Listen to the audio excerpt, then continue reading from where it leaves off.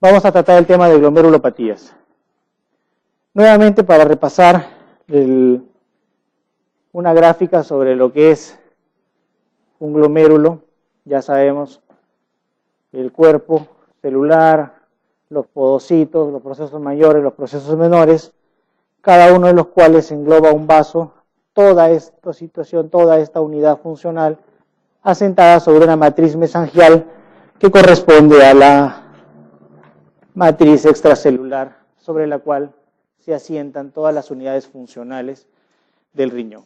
La pregunta clave es, ¿cuándo usted se debe o deben pensar en la presencia o sospechar la presencia de una glomerulopatía? Primero, cuando haya antecedentes personales o familiares de los mismos. La presencia de hematuria macroscópica en pacientes jóvenes, indolora sobre todo. Cuando haya dismorfismo, cuando tengan lipiduria. La presencia de proteinurias en grados variables, haciendo las salvedades de que hay proteinurias que no tienen significancia clínica. La instalación o el desarrollo de injurias renales agudas con causas no muy claras, sin repercusión hemodinámica o que no obedezcan a alteraciones hemodinámicas. ¿A qué me refiero? Un shock hipovolémico, un shock distributivo, explicarían largamente y sobradamente la presencia de la injuria renal aguda. En ausencia de estas causas hemodinámicas, el desarrollo de una injuria renal aguda, podría plantear usted una posible glomerulopatía. El deterioro renal progresivo también es una idea importante que deben valorar. La presencia de un síndrome nefrótico y nefrítico sobradamente les da el sustento para pensar una glomerulopatía. El desarrollo de hipertensión arterial o la presencia de hipertensión arterial en el seno de un síndrome nefrítico o en el desarrollo o compromiso de la función del riñón basal. Todas estas situaciones les van a ustedes permitir plantear etiológicamente la probabilidad de la presencia de una glomerulopatía. ¿Qué es lo que voy a buscar yo cuando intento hacer un estudio de un paciente con una posible glomerulopatía? Primero, debo hacer una evaluación funcional de mi paciente. ¿Qué voy a hacer con esta evaluación funcional? Sustentar mediante exámenes básicos de laboratorio cada una de mis presunciones para demostrar la existencia de las mismas. Siempre y antes que pensar en una causa primaria, debo descartar las secundarias. Debo determinar el riesgo de progresión de la lesión para finalmente valorar la necesidad de biopsia renal. Más o menos un algoritmo de pensamiento para la evaluación del paciente. ¿A qué nivel yo puedo hacer una descripción de la presencia de una glomerulopatía? Esto ya son situaciones de tipo diagnóstico o orientativo para ustedes, pero sepan que clínicamente pueden enfocar una glomerulopatía en función de su presentación, de su cuadro clínico. Histológicamente, de acuerdo a la morfología de la microscopía óptica, de acuerdo a las características inmunohistoquímicas de la inmunofluorescencia, ya estamos hablando de biopsias renales, la presencia de serología positiva, ya sea para enfermedades infecciosas o autoinmunes, también pueden sustentar su diagnóstico de glomerulopatía. De acuerdo a la posibilidad de la identificación de un agente etiológico responsable de esta patología, o funcionalmente en función del compromiso o no de la tasa de filtración glomerular. Finalmente, todos estos criterios, todas estas herramientas a las cuales ustedes pueden apelar, les van a servir para un único propósito: establecer la evolución del paciente para poder finalmente determinar cuál es la probable posible enfoque terapéutico o el posible enfoque terapéutico que ustedes van a brindar. A nivel laboratorial, ¿en qué van a sustentar o qué pruebas como mínimo deben ustedes tomar como referencia para el estudio de una glomerulopatía? Todo lo que es función renal. Entiéndase por función renal el monitoreo de urea, creatinina, depuración de creatinina, proteinurias de 24 horas, perfiles proteicos, perfiles lipídicos, alteraciones de la hemostasia, son importantes tomarlas en cuenta en el seno de, por ejemplo, una enfermedad lúpica, la presencia de un síndrome antifosfolipídico, la evaluación de la integridad del sistema del complemento, ya que hay glomerulopatías, como lo vamos a ver más adelante, que lo consumen y que les van a brindar un posible diagnóstico, o aquellas que no lo consumen y que van a orientar hacia otras características de las diagnósticas. De acuerdo a la serología, todas las infecciosas. Un paciente que va a ser estudiado debe pasar por toda sospecha diagnóstica para descartar infecciones, principalmente virales, hepatitis B, C, VIH, VDRL, y si lo consideran alguna otra, como por ejemplo, en el caso del norte, el paludismo, el dengue, infecciones por Epstein-Barr, tuberculosis, etcétera, etcétera, etcétera, de acuerdo a lo que su criterio clínico y el cuadro les permita sospechar. Siempre es importante incluir dentro de la evaluación laboratorial, descartar cualquier sospecha infecciosa en relación con el cuadro. Las autoinmunes, de igual manera, en función de los datos y hallazgos clínicos que ustedes tengan, orientar hacia un lupus, hacia una artritis reumatoidea, hacia una enfermedad vasculítica, etcétera, etcétera. Ustedes en su perfil lo van a orientar en ese sentido. Y todos los datos, obviamente, van a tener que ser relacionados con los hallazgos clínicos y sustentados en una biopsia renal. ¿Por qué razón nos interesa toda esta gama tan amplia y compleja? Entrar al estudio de una glomerulopatía es presentarle, sobre todo a los pacientes no asegurados, un gasto fuerte. ¿Y por qué? Porque los mecanismos patogénicos bajo los cuales se produce la injuria glomerular son diversos, sepan ustedes. Ejemplos: un glomérulo puede estar lesionado por la presencia de complemento, inmunoglobulinas, anticuerpos contra el citoplasma de los neutrófilos, citoquinas, linfoquinas, anticuerpos antimembrana basal, etcétera, etcétera, etcétera. Entonces, el mecanismo de lesión glomerular no es único, es múltiple, ¿de acuerdo? He ahí la razón de por qué antes de plantear la etiología y hacer la biopsia, el paciente debe tener una evaluación compleja, amplia, completa, ya que clínicamente nosotros debemos, para poder seguir sospechando y sustentar nuestro diagnóstico de una glomerulopatía, sustentar o demostrar la presencia de proteinuria, presentar o demostrar el deterioro de la función del riñón, obviamente demostrar la presencia de un síndrome nefrítico, de un síndrome nefrótico, microhematuria, injuria renal aguda o compromiso renal con deterioro rápido, lo que nosotros llamamos glomerulonefritis rápidamente progresivos. Es decir, todo un sustento que vaya de la mano y que soporte su sospecha diagnóstica tiene que ir de la mano con alguno de estos puntos que yo les planteo y que nosotros utilizamos como piedras angulares para seguir orientando nuestro diagnóstico clínico. Todo esto nos va a permitir llevar a una clasificación de las glomerulopatías. Haciendo un paréntesis, clasificar las glomerulopatías tiene varios órdenes, varios niveles, muchas se superponen y lo que yo les voy a presentar son varias opciones bajo las cuales ustedes pueden trabajar y pueden hacer una adecuada disquisición de su algoritmo diagnóstico, ya que ustedes pueden decir que de acuerdo al origen una glomerulopatía o es primaria o es secundaria, y eso es sencillo de pensar, porque luego de haber descartado cualquier enfermedad sistémica, infecciosa o no, que justifique esa glomerulopatía, ustedes recién podrán decir que esta lesión es primaria. O sea, ustedes pueden plantear, esto es algo primario, esto es algo secundario, en función de sus hallazgos clínicos. Y como primarias, ustedes pueden decir que de acuerdo a su curso, pueden estas glomerulopatías ser aguda, subaguda, crónica o rápidamente progresiva.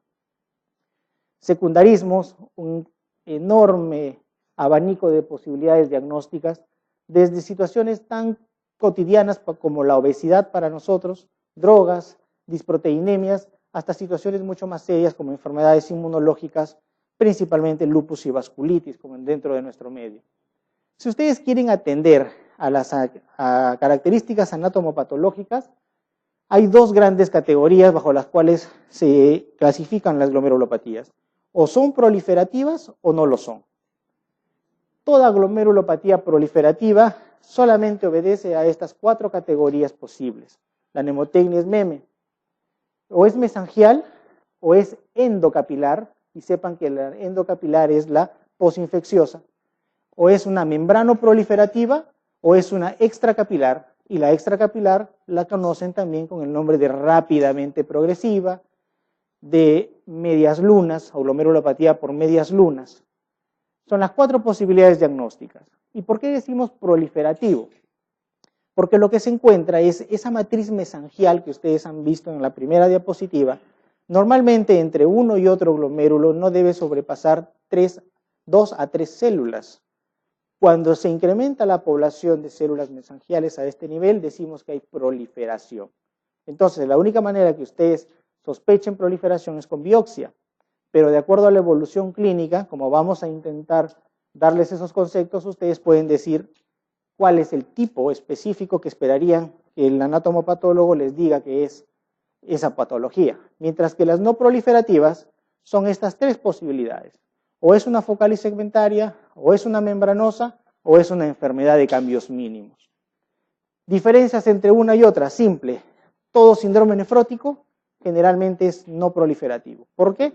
Porque obedece normalmente a la presencia de una glomerulopatía de cambios mínimos, o es una focalis segmentaria para nuestro medio.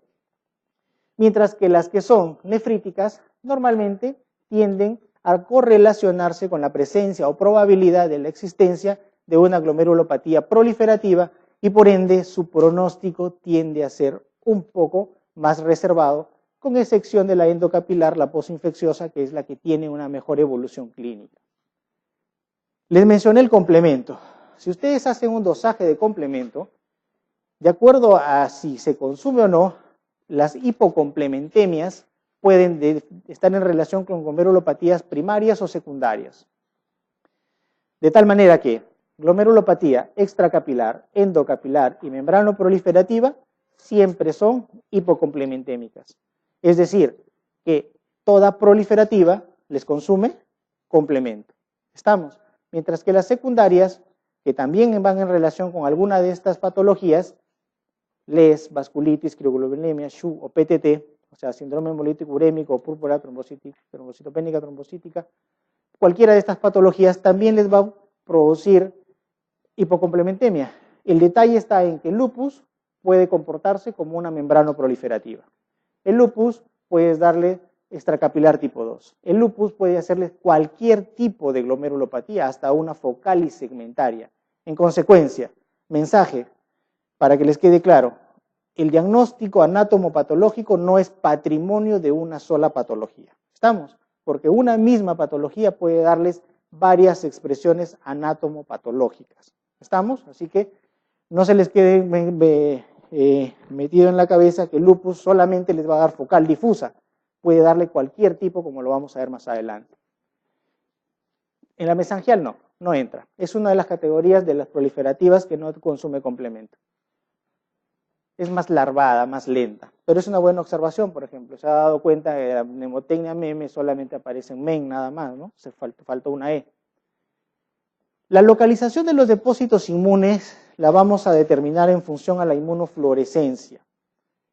Y es que los depósitos inmunes pueden localizarse a cualquier nivel de la ultraestructura que nosotros hemos venido estudiando en la clase pasada y que les he mencionado actualmente. Y pueden ser subepiteliales. Normalmente cuando los complejos inmunes se localizan a este nivel, usted puede plantear una glomerulonefritis posinfecciosa o una glomerulonefritis membranosa. Por lo tanto, si en su pregunta les dicen cuál de las posibilidades va con depósitos subepiteliales, a su mente debe venir estas 2 grandes patologías para que puedan marcar. Si son subendoteliales o es una nefropatía IgA, o es una rápidamente progresiva o es una membrano proliferativa. Si son intramembranosos, nuevamente membranosa, membrano proliferativa tipo 1.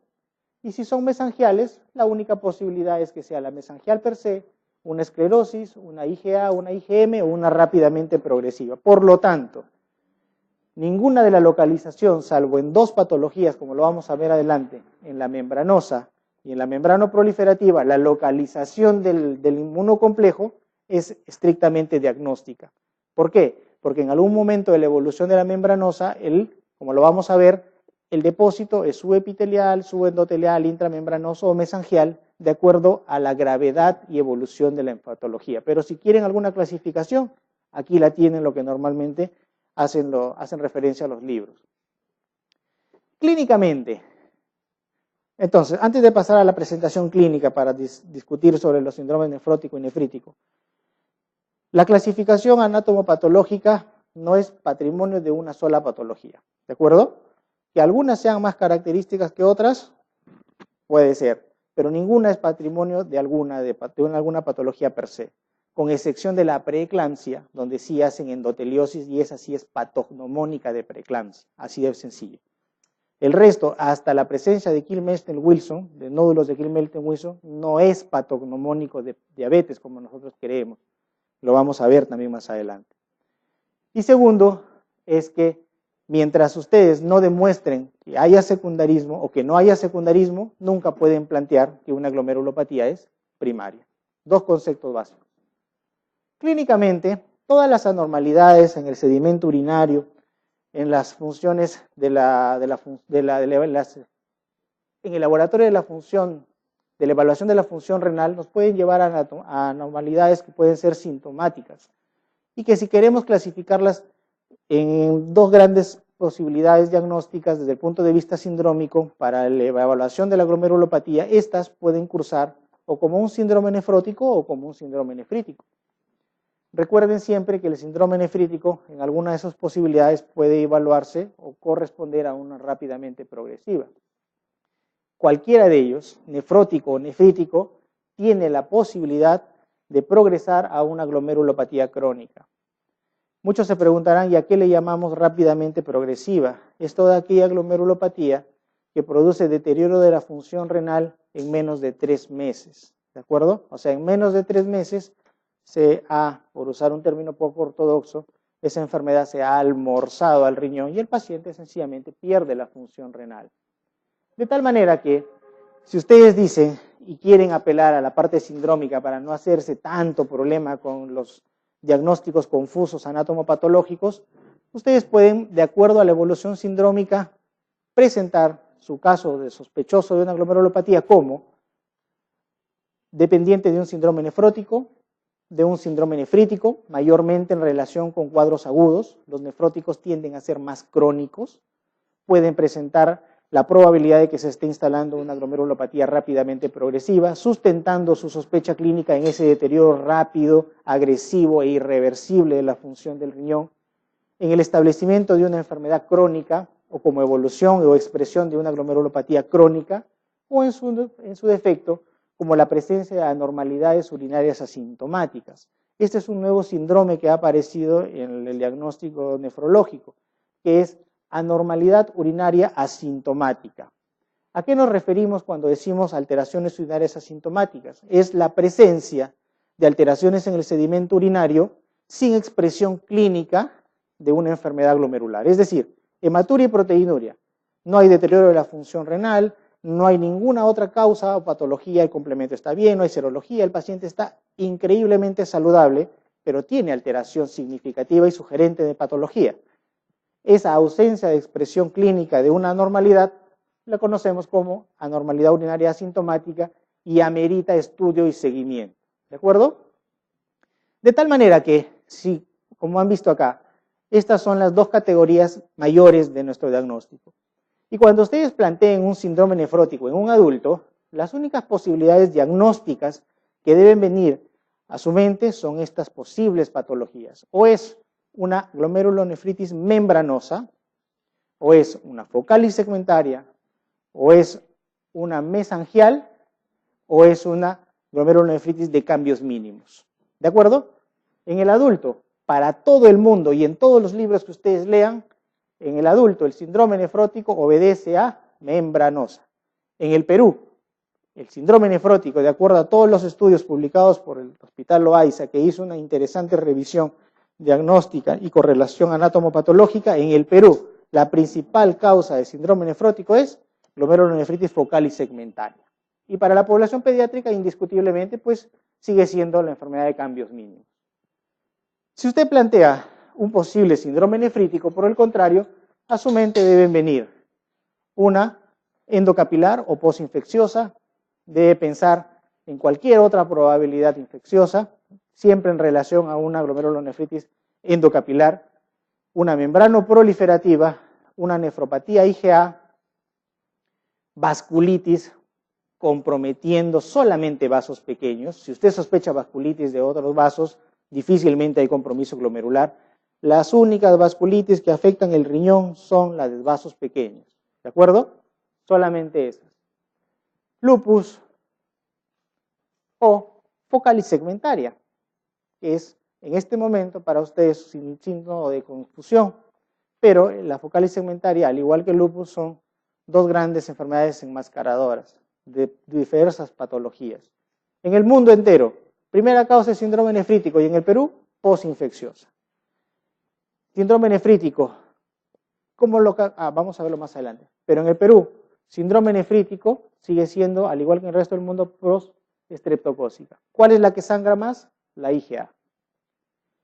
¿Y para qué nos sirve esto? Para darle pie al estudio de los dos grandes síndromes en nefrología, que son el síndrome nefrítico y el nefrótico.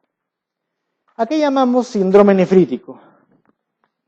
Llamamos síndrome nefrítico a todo aquel síndrome que se caracteriza por la presencia de proteinuria en rango no nefrótico asociada a hematuria, normalmente microscópica, de la mano con hipertensión arterial. ¿De acuerdo? En algunos casos se incluye la probabilidad de oliguria o hematuria en rangos macroscópicos. Tres características básicas: hematuria microscópica, hipertensión arterial, proteinuria en rango no nefrótico. Son las tres grandes condiciones que debe reunir su paciente para que ustedes planteen un síndrome nefrítico. Normalmente pueden estar alteraciones en relación con alteraciones de la función renal y el modelo básico, como les vengo repitiendo, siempre va a ser la endocapilar o posinfecciosa. ¿Cómo es la fisiopatología de un síndrome nefrítico? Comenzamos con una inflamación aguda del glomérulo. Inflamación que puede corresponder a inmunocomplejos, que pueden ser depositados o formados per se, intraglomerular, o en su defecto, lesiones sistémicas que vayan de la mano con depósitos a nivel del riñón. Esta inflamación glomerular va a acompañar o va a desarrollar un daño capilar cuya finalidad patológica va a ser desencadenar pérdidas en la carga aniónica de la membrana basal glomerular, que a su vez van a afectar los podocitos, afectándose los diámetros de los poros de esta membrana basal glomerular, generando hipercelularidad como resultado de la alta producción de citoquinas, principalmente factores de crecimiento tisular, y por supuesto, dando finalmente contracción del mesangio y compromiso de la función renal. Todo daño capilar les va a sustentar la probabilidad de la hematuria. ¿De acuerdo? Hematuria y presencia de cilindros. La pérdida de la carga aniónica de la mano con la alteración del poro, del diafragma, de hendidura, va a originar la alteración de la permeabilidad de la membrana, dando como resultado la proteinuria del síndrome. Mientras que tanto la hipercelularidad como la contracción del mesangio finalmente deterioran la tasa de filtración glomerular, provocando oliguria o azoemia en algunos casos, y en el peor de los casos, de la mano con retención crónica de sodio y agua, desencadenar hipertensión y edemas. Toda esta es la fisiopatología bajo la cual se instala y se desarrolla en forma progresiva un síndrome nefrítico. En el caso del síndrome nefrótico, por el contrario, tenemos que como definición obedece a la presencia de proteinuria en rangos de 3.5 gramos por cada día por cada 1.73 metros cuadrados de superficie corporal. Esa es la definición completa. No es solamente decir 3.5 gramos por día. Proteinuria en rango nefrótico. Para hablar de síndrome nefrótico necesitamos proteinuria en rango nefrótico. Necesitamos la presencia de ¿qué? De edemas. Edemas que generalmente pueden ir de la mano con el desarrollo de anasarca, asociados con cambios a esa pérdida de proteínas, la dislipidemia, el desarrollo de hipoalbuminemia, lipiduria y no muy frecuentemente el desarrollo de hematuria e hipertensión arterial, que también forman y pueden formar parte del cuadro de síndrome nefrótico. Una salvedad, señores, es que cuando ustedes evalúen proteinuria, correlacionen clínicamente con la albúmina sérica. Supongan ustedes que tienen una proteína en 2 gramos en 24 horas por día, por 1.73 metros cuadrados, y al momento que ustedes piden y el paciente está en anasarca, no está hipertenso, y ustedes dicen, esto no es un síndrome nefrótico, pero no puede ser nefrítico, ¿no? Y llega su albúmina sérica en 1.3. ¿Qué opina usted de esa proteinuria de 24 horas? ¿Que está mal tomada o que sencillamente ya no tiene albúmina para eliminar? ¿Cuál de las dos posibilidades son? La segunda. Por lo tanto, la proteinuria de 24 horas ustedes deben siempre correlacionarla con la albúmina sérica para que puedan tener todas las herramientas de juicio y hacer una adecuada disquisición del cuadro. Como mencioné, adultos, membranosa, y en el Perú focal y segmentaria, y en niños, básicamente enfermedad de cambios mínimos. Si hablar de fisiopatología, para hablar de fisiopatología tendríamos que empezar por lo siguiente. La clave del síndrome nefrótico radica acá, mientras que en el síndrome nefrítico era inflamación, acá es pérdida de la capacidad, de la permeabilidad en realidad, de ese glomérulo, es decir, alteración directa sobre el slip diafragma. Y esto da como resultado proteinuria. Proteinuria que te va a llevar a hipoalbuminemia, proteinuria que te va a llevar al desarrollo de pérdida de presión oncótica, pérdida de volumen vascular circulante efectivo, lo que te va a activar renina, angiotensina, aldosterona, jalando más sodio y en consecuencia, al haber pérdida oncótica y mayor retención de agua, lo que vamos a tener es apertura de tercer espacio. En consecuencia, edemas. ¿De acuerdo? Toda proteinuria, aparte de albúmina, va a ir de la mano con la pérdida de inmunoglobulinas. Y es por eso que un síndrome nefrótico expone a los pacientes a un alto riesgo de infecciones. Es un estado de inmunosupresión para algunos. La albuminuria te va a llevar a la malnutrición. Y si es un niño, obviamente que esto va a tener una repercusión sistémica importante. Al haber albuminuria y al haber hipoalbuminemia, con pérdida de la presión oncótica, finalmente lo que va a intentar el organismo es tratar de compensar esa presión oncótica que se está perdiendo como resultado de la pérdida de la proteína, que es el principal responsable de mantener esos 20 milímetros de mercurio dentro de los vasos. ¿Y qué es lo que va a hacer el hígado? Porque es el que va a asumir esta responsabilidad, es sintetizar moléculas que tengan una capacidad osmótica importante. ¿Y cuál es esa molécula? LDL. Y por eso es que el paciente te hace dislipidemia. Incrementa la LDL para compensar esa pérdida de presión oncótica, dando como resultado la hiperlipidemia. Mientras que en el caso del establecimiento del volumen vascular, te puede originar desarrollo de hipovolemia. Recuerdan que les hablaba de que necesitamos de una presión de perfusión renal con una presión o una tasa de filtrado plasmático adecuado. Al caer esas presiones, se va a instalar vasoespasmo de la arteria renal y eso va a desencadenarles en la instalación de injurias renales agudas en estos pacientes. En un intento por compensar este tipo de situación y la instalación y el deterioro de la función del riñón, se produce feedback para renina, angiotensina, aldosterona.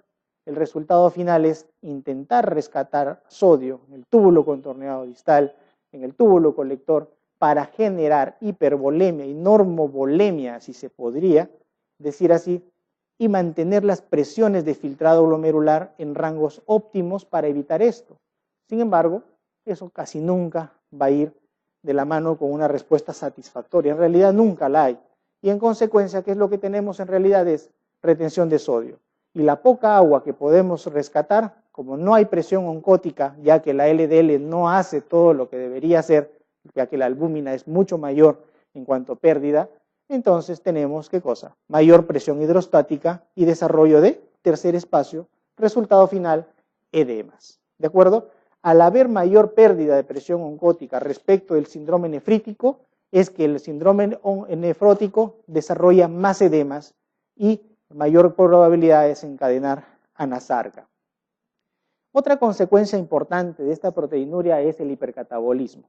Hipercatabolismo que va a llevar a mayor síntesis hepática de otra serie de compuestos y de sustancias tales como factores trombogénicos, ya que al igual que las inmunoglobulinas, también se van a perder factores como la antitrombina 3, que son inhibidores de la coagulación. En respuesta a esta hipoalbuminemia va a haber mayor síntesis de fibrinógeno y en consecuencia ya tienen la explicación de por qué un síndrome nefrótico tiene alto riesgo de hipercoagulabilidad y trombosis. Es por eso que en algunas guías se recomiendan que en síndromes nefróticos masivos el paciente entra a protocolo de anticoagulación. Y ustedes se preguntarán, ¿y a qué repámpanos le llamamos síndrome nefrótico masivo? A todo aquel que tenga proteinurias por más de 8 gramos por día. ¿De acuerdo? Si ustedes ven proteinurias que superan esos valores, ustedes catalogan síndrome nefrótico masivo y están en todo su derecho de anticoagular a su paciente. ¿De acuerdo? De tal manera que veamos y repasemos. Pérdida de permeabilidad, proteinuria, hipoalbuminemia, desplazamiento de agua a tercer espacio, es decir, pérdida de expresiones oncóticas, activación simpática, activación de ADH, activación de renina-angiotensina-aldosterona, igual, balance positivo de sodio y agua. Todo paciente nefrótico, aunque ustedes no lo crean, tiene balance positivo de sodio y agua. Por lo tanto, si usted tiene, supongamos, un paciente en anasarca y tiene un sodio en 124 y no tiene síntomas, ¿qué es lo que va a proceder a hacer usted? ¿A reponer sodio o a fundir edemas? Si les estoy diciendo que todo síndrome nefrótico tiene balance positivo de sodio, usted esperaría que esa hiponatremia sea dilucional o sea real. Sea dilucional, ¿no es cierto? Pues en consecuencia, ¿qué va a hacer usted? ¿Reponer sodio o fundir edemas? Fundir edemas. En consecuencia, en su árbol diagnóstico, cuando evalúen qué cosa, la hiponatremia, siempre tienen que considerar la volemia del paciente. Si es una hipernatremia en hipervolémico, si es una hiponatremia en hipervolémico, usted va a proceder a fundir edemas, o sea, va a hacer terapia diurética. Si usted tiene una hiponatremia en un normovolémico, ¿qué tiene que pensar? Trastornos endocrinos. Si usted tiene hiponatremia en un paciente que está hipovolémico, ¿qué es lo que tiene que hacer? Reponer volumen, reponer volumen. Por el otro lado, tenemos esto, que la retención primaria de sodio, que en teoría estaría orientada a la compensación de esa pérdida de volumen efectivo, tendría como finalidad esta compensación transitoria de la presión arterial que está cayendo por la pérdida de tercer espacio. Y en consecuencia debería inhibir a ese sistema renina-angiotensina-aldosterona para con esta presión frenar la actividad de la ADH, frenar la actividad simpática y ambos de la mano compensar o disminuir ese desplazamiento de agua y frenar la actividad de la ADH y con esto ¿qué van a hacer? Reducir edemas. ¿Sucede eso en el síndrome nefrótico? No sucede. No sucede nunca. ¿Por qué no sucede nunca? Porque siempre hay pérdida oncótica. Siempre hay pérdida oncótica. Siempre va a haber pérdida oncótica y nunca se va a poder intentar normalizar el cuadro. De tal manera que si ustedes quisieran puntos ya directos, sencillos, fáciles de recordar para que a ustedes les quede claro, esta diapositiva les va a ayudar a eso, para distinguir un nefrótico y un nefrítico. Normalmente, en cuanto a proteinuria, los nefróticos superan largamente los 3.5. Los nefríticos normalmente no superan los 2.5 gramos. Hematuria en ambos lados, siendo patrimonio diagnóstico principalmente del nefrítico. Hematuria, hipertensión arterial, ambos están hipertensos. Ojo, ambos. Y la pregunta es, ¿y por qué el nefrótico está hipertenso? Ya lo han visto en la diapositiva, porque hay actividad renina-angiotensina y hay actividad simpática que están originando y están intentando compensar esa pérdida de volumen circulante efectivo, están intentando manejar presión de perfusión renal. El edema, patrimonio de los dos, obviamente mucho más marcado en el síndrome nefrótico. Dislipidemia, esto sí, siempre en función del síndrome nefrótico. mientras que la azoemia, es decir, el compromiso directo de la función renal, va de la mano con la gravedad o la etiología de cada uno de estos síndromes, ¿no? Por eso es variable para ambos. Para que les quede claro entonces, una patología que siempre deben intentar ustedes discernir cuando hablen de glomerulopatías es esta, la glomerulonefritis rápidamente progresiva. ¿Cómo la van a identificar? Como deterioro de la función del riñón a menos del 50% de la basal en menos de 3 meses. Normalmente es la llamada glomerulonefritis con semilunas o de semilunas. Y su etiología, y su evolución y su pronóstico, aunque vale decir que va en función de la causa, normalmente siempre es ominoso. ¿De acuerdo? Normalmente siempre va a la pérdida de la función renal. Finalmente, terapia de reemplazo renal. Entonces ustedes ya tienen establecido un algoritmo diagnóstico, ya tienen una idea de cómo enfocar, ya saben la fisiopatología de cada uno de estos síndromes, y nosotros hemos dicho que la biopsia renal es importante para el estudio de estas patologías. ¿Por qué hacer una biopsia? ¿Para qué? ¿Para que les saque el diagnóstico? No. La biopsia renal no hace diagnóstico. Ustedes entregan el diagnóstico con todo lo que han hecho, porque ustedes que han visto que ha consumido complemento, ustedes han visto que hay deterioro de la función del riñón, han visto que hay hematuria, que hay proteinuria en rango nefrótico, que la paciente tiene rash malar, que la paciente tiene poliartralgias, tiene serositis, tiene anemia, tiene plaquetopenia. ¿De qué estoy hablando? De lupus. Y ustedes saben que la primera etiología, la primera causa dentro de la afectación renal, nefropatía lúpica, es la focal. Entonces ustedes dicen, glomerulonefritis lúpica, descartar glomerulonefritis focal. ¿Qué les va a decir la biopsia entonces? ¿Para qué biopsiarlo? Para esto. ¿Van a hacer diagnóstico por biopsia? Les vuelvo a repetir, no. ¿Para qué sirve entonces? Para esto. Para estimar el daño tubular e intersticial.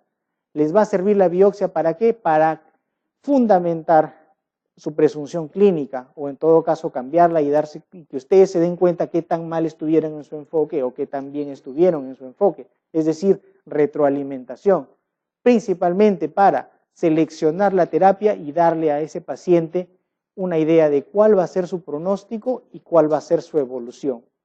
¿Cómo vamos a tener qué cosa? ¿Vamos a tener algún impacto en el trasplante renal o no lo vamos a tener? Por lo tanto, la biopsia renal, repito, no es diagnóstica. La biopsia renal sirve para factores pronósticos y evolutivos de la enfermedad, básicamente, y para seleccionar la terapia.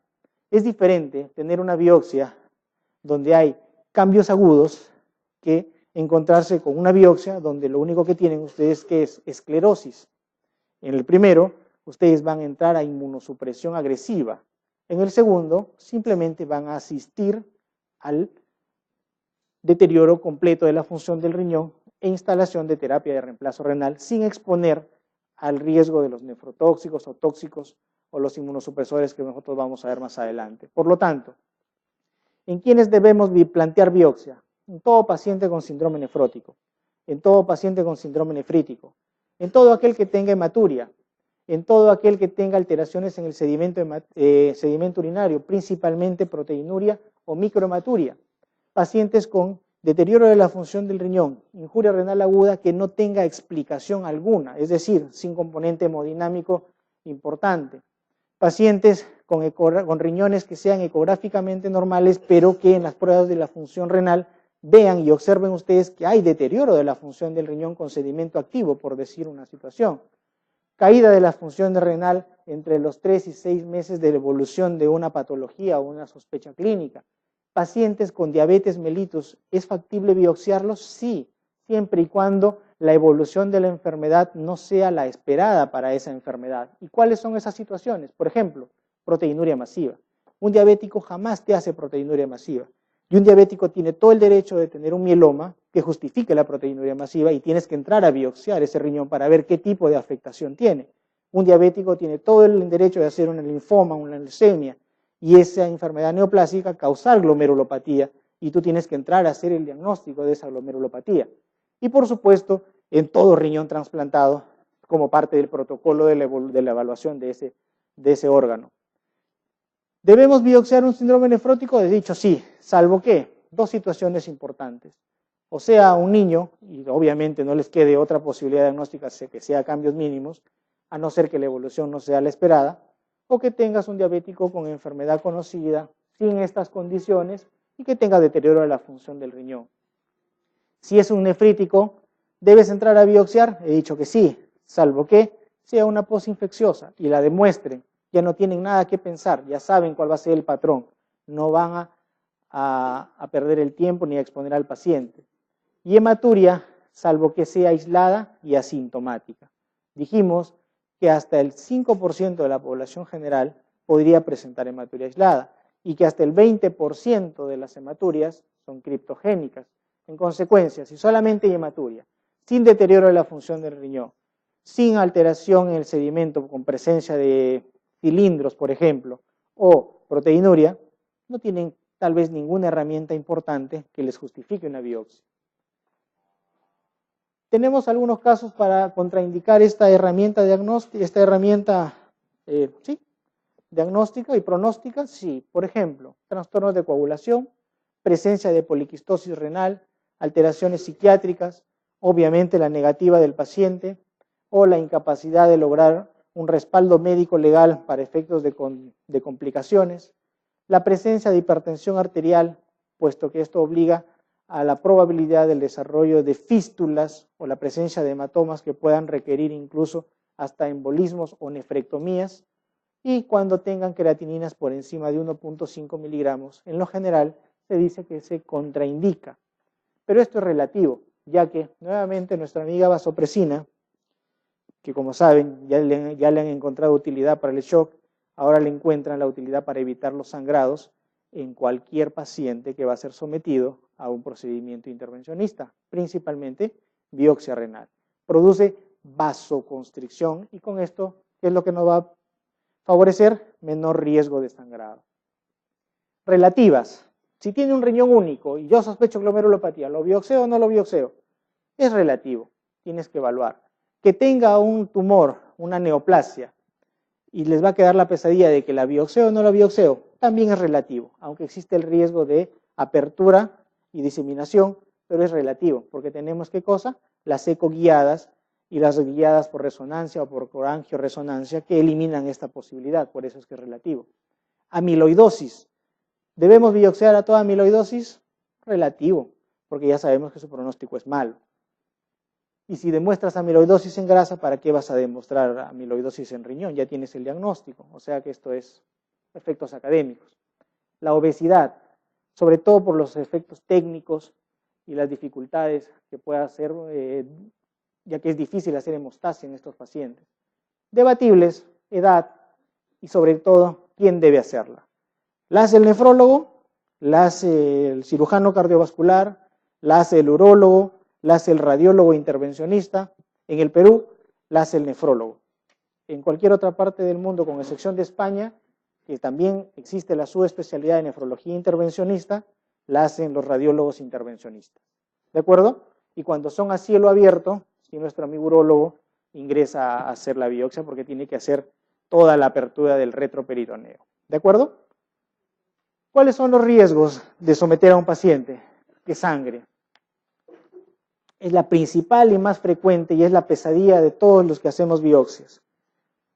Sin embargo, menos incluso del 1% están dentro de este grupo. Si toman las previsiones del caso, normalmente no van a tener ninguna complicación. Si la tienen, pueden entrar a nefrectomía o a embolias. El riesgo de que haya muerte por hematoma, por fístula, es prácticamente anecdótico. Situaciones especiales en las cuales ustedes deben contemplar una biopsia renal. Ancianos. ¿Vale la pena biopsiar a un anciano? Bueno, deben evaluar el caso. Embarazadas. ¿Sí es bueno biopsiar embarazadas? Sí, sobre todo cuando tienen lúpicas. Yo tengo la suerte de haber biopsiado a 3 gestantes lúpicas en el segundo trimestre para poder evaluar la probabilidad de si iban o no iban a protocolo de inmunosupresión. O sea que, de acuerdo a la patología, podrían ustedes contemplar ingresar a biopsiar a una gestante.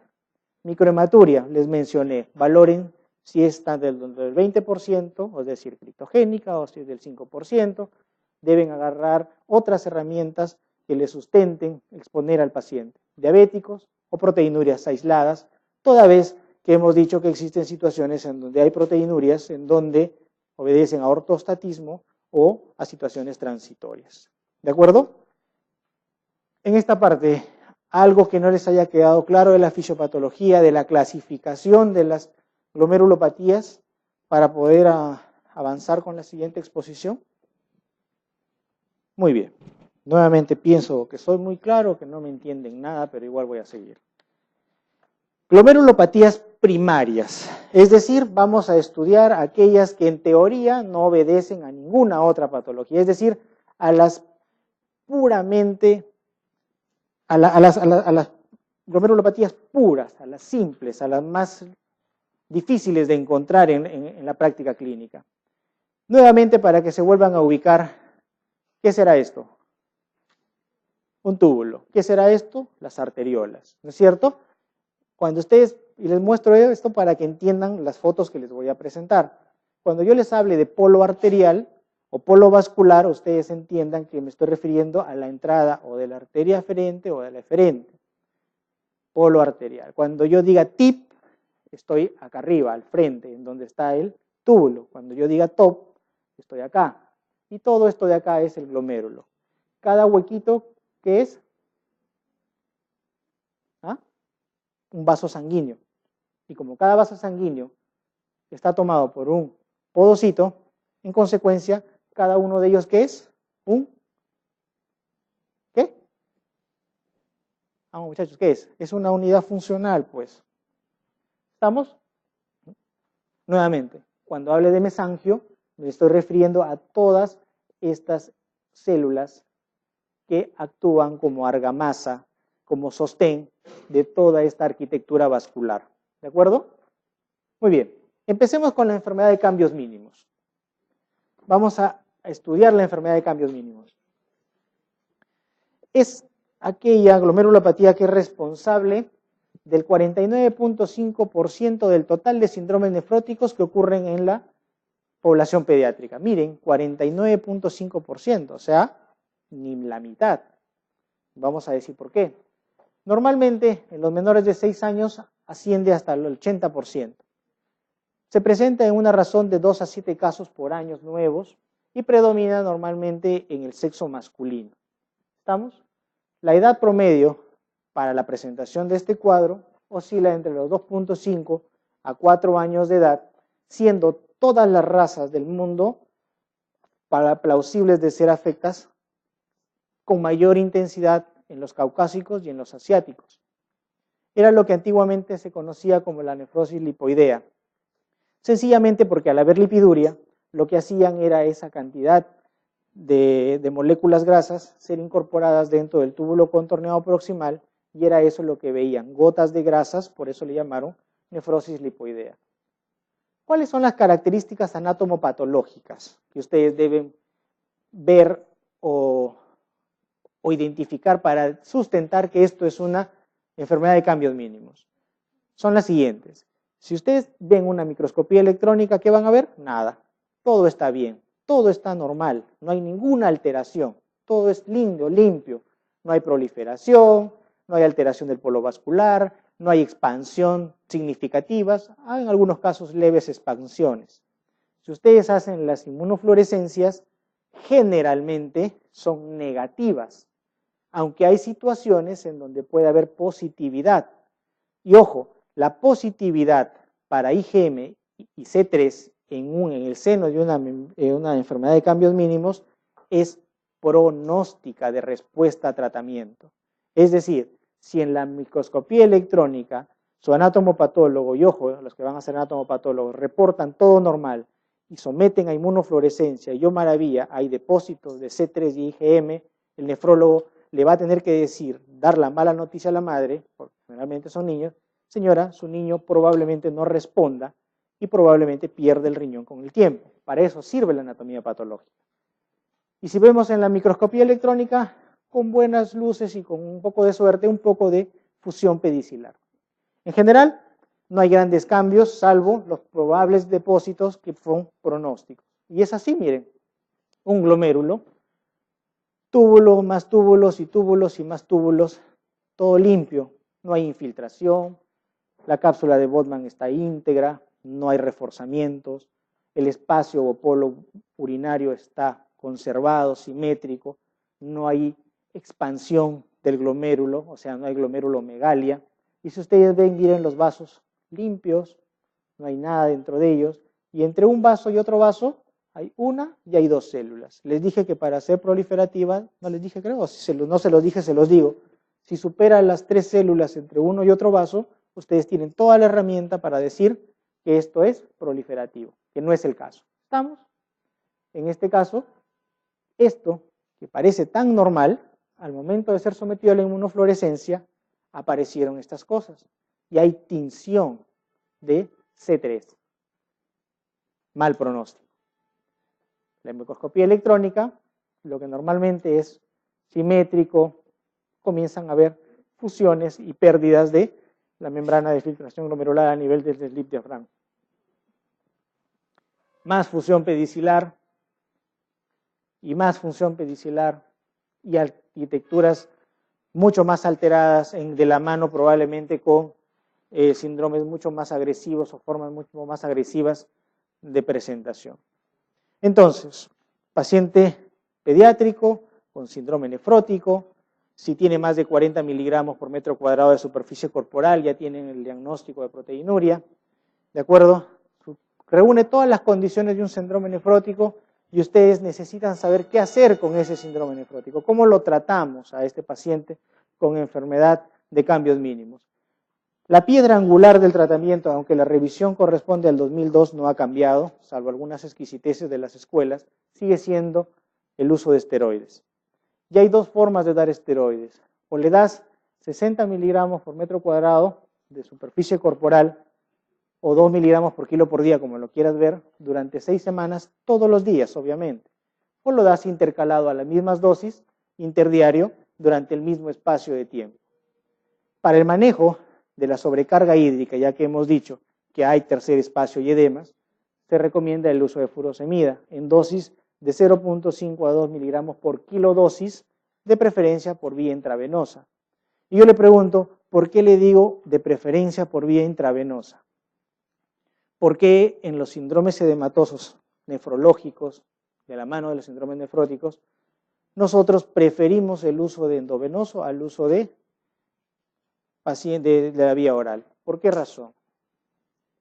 Punto número 1 es porque parte del edema también está en la superficie de absorción del intestino y en consecuencia la absorción del medicamento, la biodisponibilidad del medicamento o la absorción es mucho menor que cuando la disponemos por vía endovenosa. Y la segunda es que necesitamos dar cargas máximas por la hipoalbuminemia. Dijimos que necesitamos unir la mayor cantidad de medicamento a la albúmina para que se filtre, ya que la bomba era luminal, la bomba no era basal. Otro punto es, y esto es discutible, ¿de acuerdo? Esto es discutible, es o le restrinjo o le repongo. Si sé que hay hipercatabolismo, tendría en un niño que frenar ese hipercatabolismo. Para otros dicen, para otras escuelas, la idea es de que al proporcionar cantidades grandes de proteínas, también vamos a dar mayor cantidad de probabilidad de activación de esa o perpetuación de esa proteinuria. Entonces esto es discutible. Las proteinurias es discutible.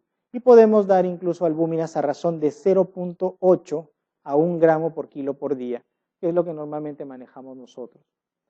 La sal, en la medida de lo posible, evitar la disposición libre de sal. La anticoagulación, ¿la debemos dar o no la debemos dar? Les dijimos, o les digo en todo caso, que por proteinurias masivas, sí o sí. En los otros casos deben valorar. ¿Cuál van a utilizar de todos los elementos posibles en su arsenal terapéutico? Normalmente heparinas completas, ¿de acuerdo? Pueden utilizarlas de bajo peso molecular, también se podrían utilizar. Las nuevas heparinas orales En todos los metaanálisis, por lo menos que yo conozco hasta ahorita, ninguno de ellos ha aportado beneficios superiores a los que no son fraccionadas, ¿de acuerdo? Entonces, incluso a las heparinas completas. Por lo tanto, es discutible. Entonces, prednisona, diuréticos, restricción de sal, el aporte de volumen va en función de la diuresis del paciente y del estado de anasarca o falla cardíaca o no, y con eso tienen ustedes gran parte de su terapéutica ya estructurada. Lo que sí tienen que seguir es entonces, en el siguiente paso, es ver cuál es la evolución. Y es que un síndrome nefrótico secundario a una enfermedad de cambios mínimos puede ir a la remisión, sí. ¿Y cuándo decimos que este caso ha entrado en remisión? Cuando tenemos proteinurias por debajo de los 40 miligramos por metro cuadrado, o cuando las tiras reactivas salen consecutivamente en 3 días negativas. Ahí ustedes tienen todo el derecho de decir remisión. ¿Estamos? Decimos que hay recaída cuando reaparece la proteinuria o cuando la tira reactiva consecutivamente vuelve a ser positiva, pero tiene que ser positiva 3 cruces, es decir, por lo menos les debe censar un promedio de 300 miligramos por día. Decimos que es recaedor frecuente cuando tu paciente tiene 2 o más recaídas dentro de los primeros 6 meses de la terapéutica o en los siguientes 3 a 12 meses de haber iniciado el cuadro. Estas 2 definiciones lo catalogan a tu paciente como un recaedor frecuente. ¿A qué le llamamos esteroide sensible o sensible a los esteroides? Obviamente a aquellos en los que logramos la remisión de la proteinuria con el uso de los esteroides. Y dependiente, aquel que es un paciente recaedor frecuente. A ese le llamamos paciente dependiente de esteroides. ¿De acuerdo?